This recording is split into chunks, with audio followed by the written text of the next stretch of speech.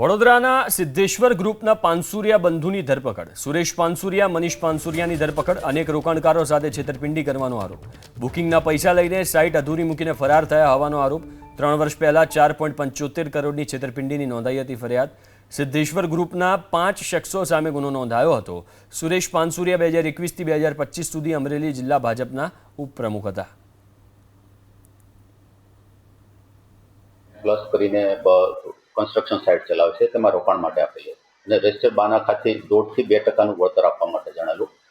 શરૂઆતમાં એને થોડો સમય માટે વળતર આપેલું અને બાદ પછી વળતર બાબતે વાતચીત કરતા સુરેશ પાનસુરિયાએ કોઈ સંતોષકારક જવાબ આપેલો નહીં.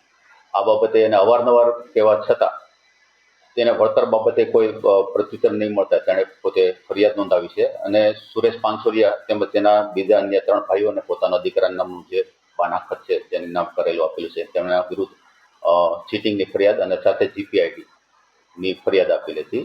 એ અમે અવારનવાર આરોપીના ઘરે અને બધી જગ્યાએ તપાસ કરતા આરોપી મળ્યો તો વચ્ચે નામદાર કોર્ટમાં રાહત લેવા માટે પણ ટ્રાય કરેલી, પણ કોઈ રાહત ન મળે. અને આજ રોજ એટલે કે ગઈકાલ રાત્રે તેને બાતમી રાહે વેમલી ખાતેના પોતાના ઘરેથી એને